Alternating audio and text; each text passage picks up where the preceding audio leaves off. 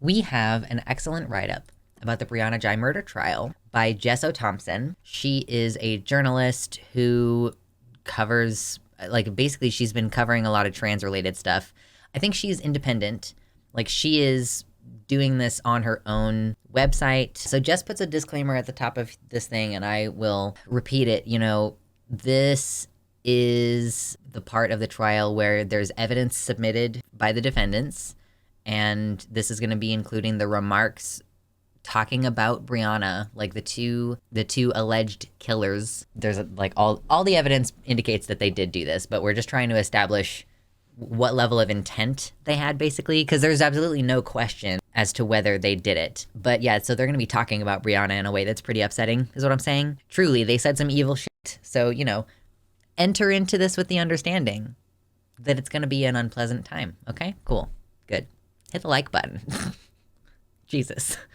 Yesterday, the prosecution concluded opening submissions in the murder trial concerning the death of Brianna Ghey, where 2 teenagers have been accused of the stabbing of the young girl in a park near Warrington. I don't know where that is. The teenagers, now aged 16, who were 15 at the time of Brianna's death in February this year.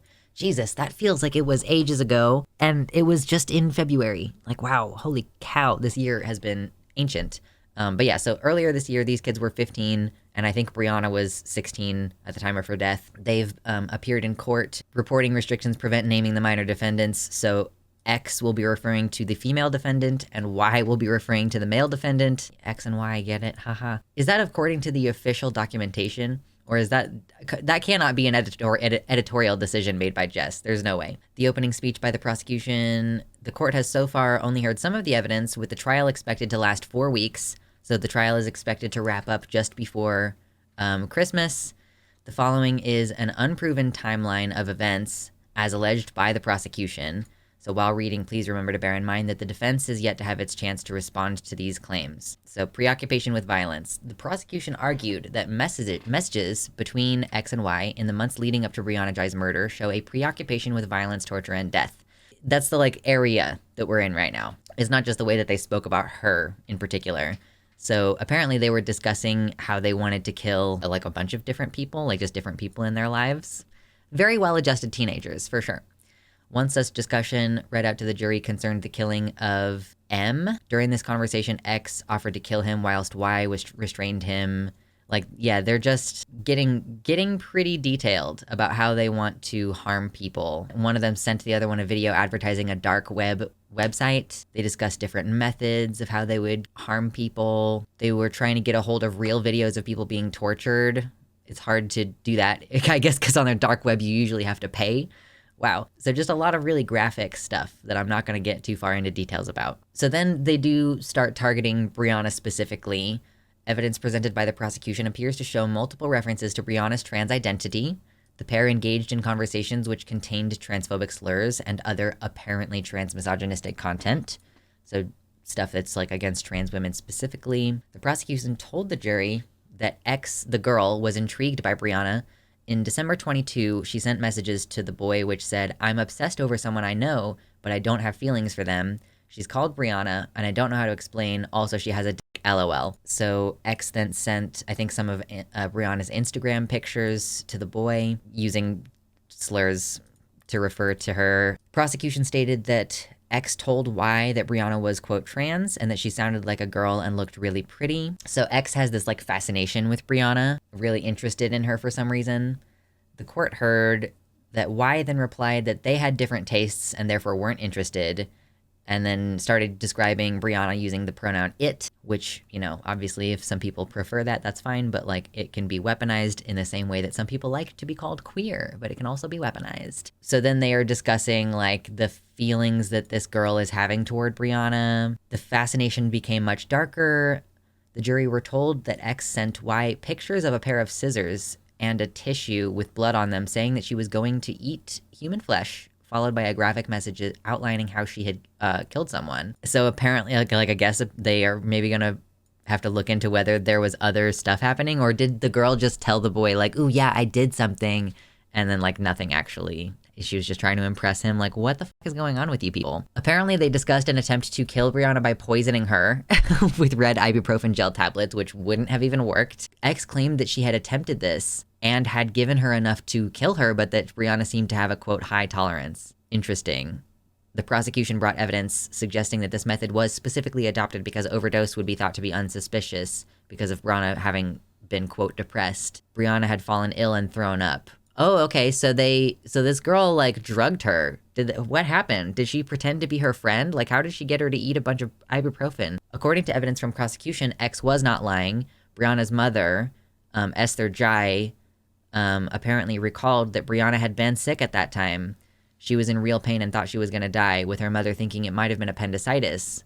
The prosecution told the jury that Brianna's mother had noticed what she thought were grape skins in Brianna's vomit at the time, but that these may well have been the remnants of red ibuprofen gel tablets. Dude, okay, I guess I didn't realize that this was, like, a thing that was lasting so long. Like, they really, like, were not only thinking about it and talking about it for a while, but they, like, at least the girl actually attempted to kill her by overdose before the eventual stabbing. They were determined. Like, she was real determined. I feel like it's going to be really, really hard to make any argument that either one of them were not ultimately responsible. Like, because what they're going to do, as we get later on in this, is both of these teenagers are trying to make the argument that the other one sucked them into it.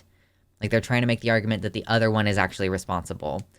And I just don't think that you could do that. I mean, maybe the boy could say, oh, it was the girl's idea. But since the girl apparently, like, tried to poison Brianna before, it's like, you've made multiple attempts. Like, that shows motive on motive on motive, like premeditation and everything. Yeah, it's crazy. The multiple attempts, like, that's the most surprising thing to me so far about this. Anyway, goodness gracious. Okay. So the prosecution outlined further discussion concerning Brianna between these two teenagers. X noted that Brianna was still ill from the tablets she'd given her. Y responded that if it got worse, Brianna might be taken to hospital. Y suggested that X should try again, mixing together different chemicals to, quote, make it more dangerous. Y said that X might be able to add sodium hydroxide to Brianna's drink. The prosecution also outlined other detailed discussions where the pair planned to target other people, like going on in detail about other people that they wanted to harm. They were talking about someone else and building a noose to make it look like the other person had killed themselves, and then the girl responded by saying that they could just stab him. Y asked whether he would be able to whether he would be the one who would be able to stab this other person they were talking about. So they were talking about how they could stab someone else, and then so they were like, if we can't get this other person who we've decided to stab, who they're calling E, tomorrow, then we can kill Brianna. The girl is the one driving a lot of this, and then Y allegedly agreed, stating, yeah, it'll be easier, and I want to see if it will scream like a man or a girl. So, yeah, I mean, shows a pretty clear pattern of intent, and they both seem to be engaged in the discussion pretty actively, and, like, building ideas together. Wow. Prosecution then outlined discussion between the pair on how they were going to kill Brianna. And then they just were like, okay, let's go back to the original plan with this other person, E, who we were going to stab, and saying specifically that they were going to stab her in the back and the throat. The prosecution described the failure of the first attempt to meet with Brianna. X told Y that Brianna had agreed to meet in Culcheth. Y replied that he would bring his knife, and X replied to ask if it was, quote, definitely sharp enough. According to prosecution, X then told Y that they would meet at 12 to rehearse the plan. After this, they would meet Brianna and would, do the violence. X asked Y to pass the knife back to her because she would want to stab Brianna at least once for fun, quote, even if she was dead. So I guess they're like, okay, the boy is going to do the main part of the stabbing, but the girl's like, yeah, but you have to give me the knife at least once. They're thrill killers. I think that is the case. Yeah, they're seeking fun in this situation. It's pretty effed up, my dudes. The court heard that when Y asked whether X would have her own knife, X confirmed that she did have a chef blade. Let's have two words, one for getting the knife ready and another to stab. Like, they're coordinating and like, okay, so when we use this code word, we're gonna start stabinating. Yeah, so Brianna canceled her plans with the pair at the last minute. On the first day that they were going to show up together, prosecution described that the defendants continued to discuss killing Brianna on Monday, 30th January. X suggested that she could kill Brianna by giving her an overdose of cocaine, but then said, let's just stab her. It's more fun. It's more fun. It's more fun. Oh my goodness. Okay, they had a detailed plan to kill Brianna by stabbing and then to hide her body with logs. Prosecution alleged that on Friday, 10th February, Y asked X whether X had asked, quote, it, meaning Brianna, whether she could meet the next day. X confirmed that Brianna had agreed to meet them at 1 p.m. So again, they're discussing their knives. He says, yes, this cuts my skin easily. She's asking, is that definitely 100% going to kill her? Prosecution described how the group met up on the Saturday and were captured on CCTV. On the way to the park, a bus driver noticed Brianna. He recalled that she seemed quite timid. The court heard how Brianna's mother confirmed that she was an anxious child who did not normally go out on her own. Man, that's terrible. Like, that this girl was, like, introverted, but she was, like, willing to go meet someone at a park who was asking her to come meet her, and, like, presumably this is a ruse of friendship. And she was rewarded for her bravery with probably the worst returns possible. It's pretty sad. At 1:41 p.m., Brianna sent a message to her mom saying, I'm on the bus by myself, I'm scared.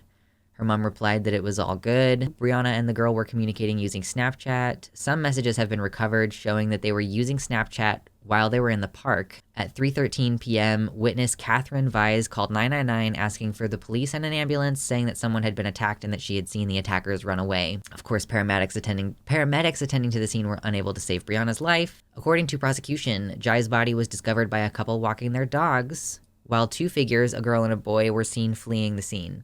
It's not disputed that the figures seen fleeing were the defendants X and Y, and that the pair had discussed killing her in previous days and weeks. The prosecution also told the court that it is accepted that Jai was killed with a knife that belonged to Y, that Y had told X he would have the knife with him on the day of Brianna's killing, and that he had also told X that it was sharp enough to kill Brianna. Like, yeah, there's just no question.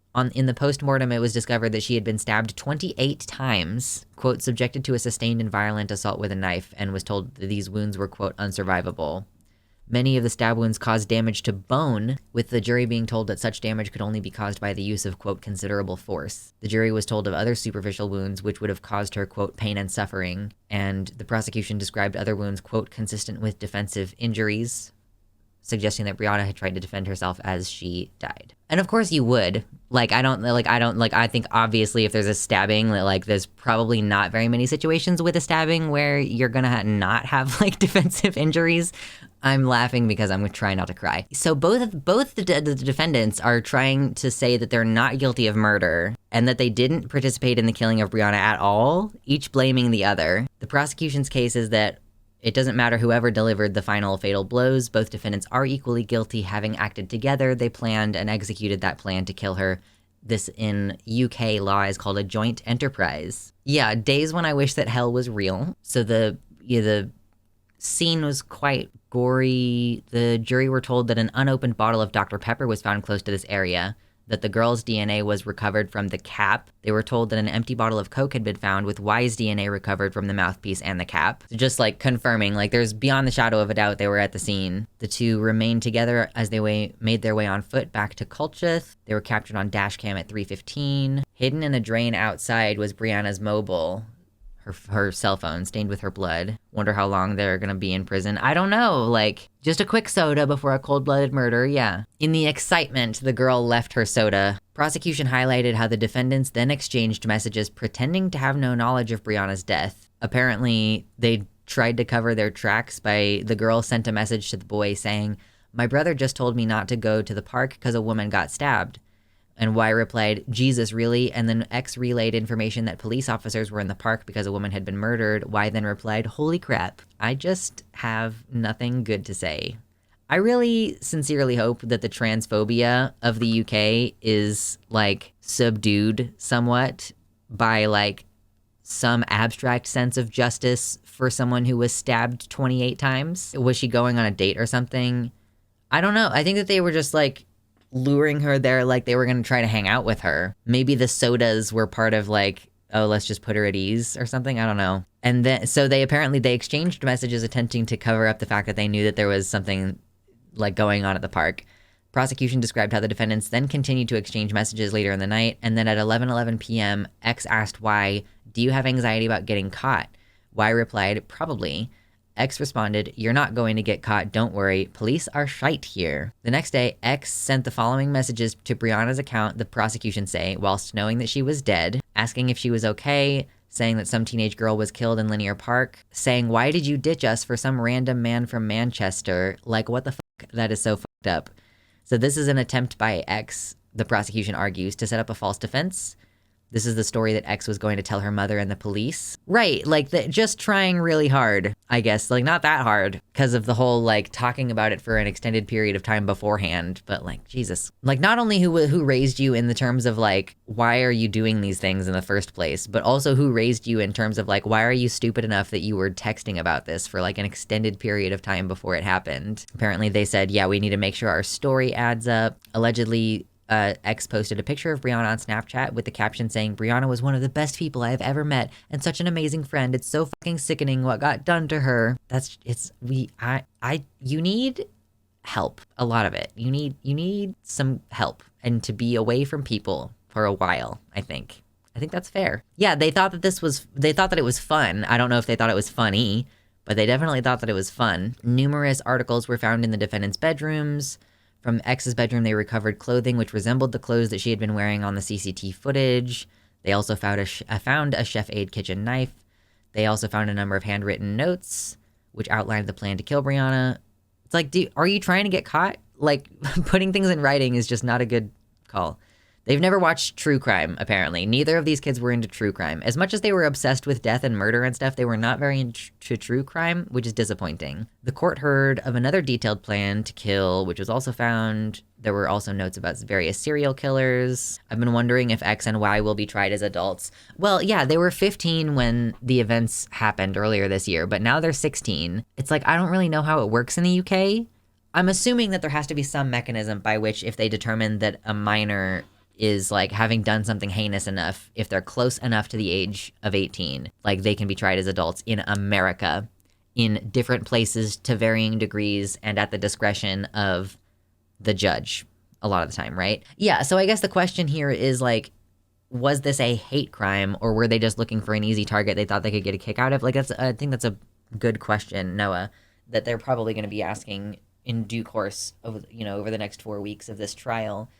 That like, yeah, so they did use dehumanizing language to speak about her, but like, did they target her because she was trans? Well, they were kind of talking about killing multiple different people, but was that in and of itself also part of their ruse? Did it actually not matter to them? Because it does seem to some extent like they were like, oh, we should kill this one dude, but then we're just going to do it to Brianna instead. Like, did they have any specific person that they actually wanted to harm, or did they just want to harm someone? But yeah, it's a curious question as to whether they're going to be held accountable to the same degree that an adult would be with this level of premeditation. But like, I don't think with the evidence that has been laid out so far in this write-up, I don't know that they would be able to call this specifically a hate crime. Like, because I think that there's enough evidence to suggest that they were willing to target someone else. And like, I don't know if there were any, I wonder what kind of things those potential victims would have in common. Like, are they going to be predominantly from racial minorities and stuff? I don't know anything about the other people that they were talking about, obviously. Let's see. According to the prosecution, from the boy's bedroom, police recovered clothing resembling the clothing he was wearing on CCTV. A pair of his muddy shoes were also found, which had spatters of Brianna's blood on them. A black jacket was found hanging in the back of his bedroom door, also stained with blood. Like, yeah, so again, just beyond the shadow of a doubt, no question that there's evidence that they were there, multiple different angles of evidence. I think the only question is like, how intense of a charge are they going to catch in terms of like, yeah, is it going to be considered a hate crime? Are they tried as adults? Prosecution has alleged that the distribution of blood staining on these items suggests that Y, whilst wearing this jacket, was in close proximity to a source of airborne blood. Yeah, they clearly put a lot of thought into getting away with it. Trans people are easy targets in every society. That's what I mean. Like, who were the other people who they were thinking of targeting? Is it going to be other girls? I think that they would have mentioned that the other potential victims that they were thinking about harming were trans. Like, I think that they would have been mentioned in these court proceedings, but I don't know. Again, like, did they look into it and like, who are these other people? The court heard that Y was asked during a police interview about his conversations with X about Brianna and why he referred to Brianna as it. He said that he would make jokes about gayness with his friends, but he didn't actually care if anyone was gay or not. The prosecution told the jury that both defendants now accept that they were present in the park with Brianna at the time that she was killed, and Y accepts that he took his hunting knife with him. However, both now deny that they inflicted any injury upon her. The prosecution explained that in the UK law, a person can be guilty of murder even though they do not administer the fatal blow, if they do assist or encourage another person to commit the offense, and if they do so intending that the offense be committed. So even if the boy was the one who did most of the stabbing, then the girl would still be very guilty because she prompted it. If only criminal law was focused on rehab instead, I both don't want them to get away with it, but I don't want them to be tormented. I mean, that's the struggle with attempting to set up a system of justice, is because you do have the urge to be like, well, yeah, these people need to suffer a lot. Like, that's the urge that I have, is like, these two people have something wrong with them and they need to be away from people. They should get what she got. In eternal hell, where they will always have their injuries healed and only have to experience the pain over and over again. But that's like different than how we want to run a society, right? If we had like a good society, then the thing, you know, obviously then like the transphobia itself would have been addressed beforehand. Like maybe weird behavior from these two kids would have been noticed sooner. That would have been great. Like preventative measures would have been great in the first place, right? It would be good if we had a system by which we could go, okay, so you two are real fucked up mentally and we should like fix that if we can. So why don't we put you in like rehabilitative therapy away from society for a long time? So it's hard to say like what's the right choice to make because you have that emotional urge, but like how we structure a society can't be based on our emotional desire for like vengeance, basically, like to bring about some kind of sense of karmic justice or something. I do think that like, you know, I think in this system, if they get off with like a lesser sentence because of their age, I think that that is going to really be a stick in the craw of the already extremely stressed out trans UK population. Like, I don't know how people would respond to that. You know what I mean? Is there rehab for people who plan murder thinking it's funny and then who mock it afterwards? Kind of different than a crime of passion or something. Well, like if this is because of some actual case of sociopathy or psychopathy or something, like if there is something broken in their brains, then that needs to be assessed professionally and treatment for those things needs to be attempted, right? And if it's determined that like, oh, okay, you're just fundamentally the kind of person who thinks that killing someone is funny, then okay, yeah, we can discuss longer term separation from society. I think that that's fair. Like the glee with which they're taking part in this crime is one of the things that I think is going to really fly in the face of any attempt to minimize. Like, this is all the prosecution, by the way. This is all the prosecution saying, hey, this is our case. We think that, like, this is what happened. This is the data that we have had disclosed to us from the defendants. And that's not the same as, like, you know, the defense speaking in their defense, right? We still have yet to get to that point. So, and I don't even know if this is the end, getting to the end of this day in court, right? So the prosecution explained, blah, blah, blah, you can be guilty. The prosecution argues that the evidence clearly demonstrates that the defendants acted together to bring about Brianna's death and that they intended to kill her. As a result of this, the prosecution argues that the jury can be sure both defendants are guilty of murder. Trial will continue. We will hear from the defense, who will respond to what the prosecution has alleged above. We will be getting more updates on this as things proceed. I guess that's sort of the prosecution was able to sort of lay out their whole case. Like, here's all of the info that we have. Here's opening arguments, whatever, boom, boom, boom, boom, boom. Like, we can talk about the nitty gritties. That's the info. That's the data. That's what happened. And then, yeah, wrapping it up saying like, okay, given all this evidence, I think it's pretty obvious that they're guilty of murder. And they're not trying to argue. It seems worthy to note that the prosecution is arguing that the jury can be sure both defendants are guilty of murder. They are not invoking the hate crime at this time, at least. At least, like, based on this, the prosecution does not seem to be going after a potential hate crime charge. I don't want them to suffer. I just think that doing this at such an age that they aren't safe to have wandering around till they feel like it again. Yeah, I mean, like I said, like, removal from society for a period of time seems warranted, if nothing else. I mean, I don't know what the system is like in the UK at all. It's like, so long as it's a punitive system, I do hope that they get enough time that they grow out of whatever crazy shit is wrong with them, you know? Like, but realistically, they're just going to get worse. I think realistically, people like this, in the absence of a more robust system to address, like, what wires got crossed in your brain that your moral drive doesn't include the protection of other human life, you know? Like, we can hope that some form of justice gets meted out for this. We can hope that the media is going to be decent about this. It seems like the decent is not going to be very decent about this. The media, like the newspapers there, they keep posting all these anti-trans articles, like these opinion pieces, like attacking trans women, like attacking trans rights, saying that we need to rewrite the law that protects people, like the Equality Act or whatever. Those same newspapers are now like, headlines, Brianna Ghey, like, see, like, moment to moment, what's going to happen here. And it's like, all right, man, like, okay, capitalize in every manner in the worst way possible. Like, publishing her face everywhere after all the harm that has been done to, like, the reputation of trans people in the media is, like, pretty horrendous. The way that transphobes are reacting to this is awful. Anti-trans propaganda is all about aiming people like these kids at trans people. I haven't seen any of the anti-trans response to this. I've been using the block function very, very, very liberally since Elon acquired the platform, and that is making it somewhat livable to be on the platform. Although it's not like my favorite place to be, and I'm really not on there anymore. So I haven't been seeing much of the anti-trans response to this. I'm sure that it's horrendous. There are some people who are praising the killers in some online spaces. Yeah. And I'm sure that folks are dead naming her and like being horrendous about the whole thing and dishonoring her memory in all kinds of ways. So they just don't have anything left inside them, I don't think. Yeah, they passed down the verdict, guilty verdict. We don't know what the sentencing is going to be. They, I think, did not attempt to pursue a hate crime charge. They were maybe that's a separate question of the case. I don't know. But at least the murder charge, yeah, they definitely have. That's good.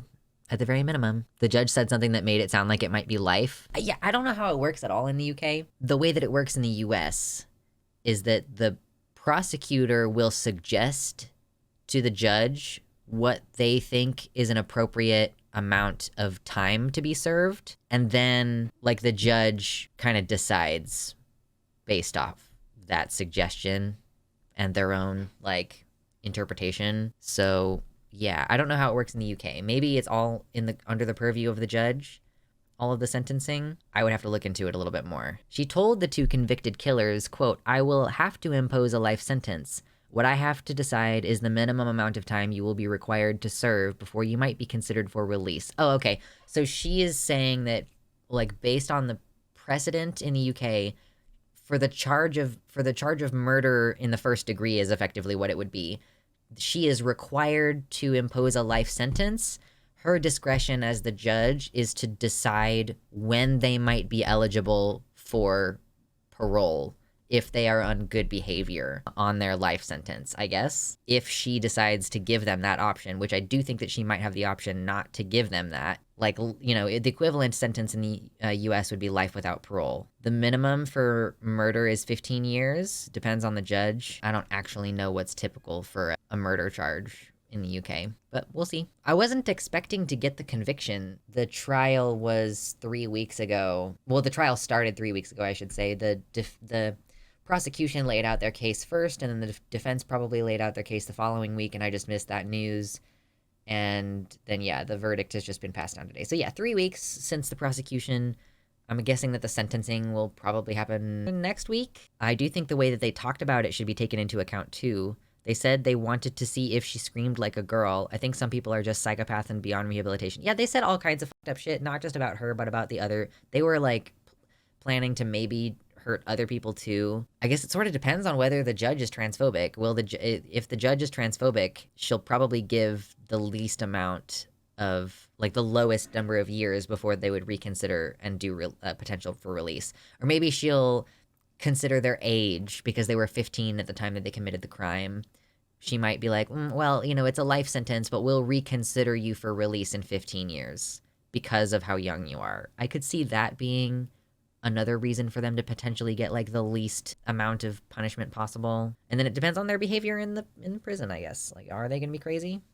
Who knows?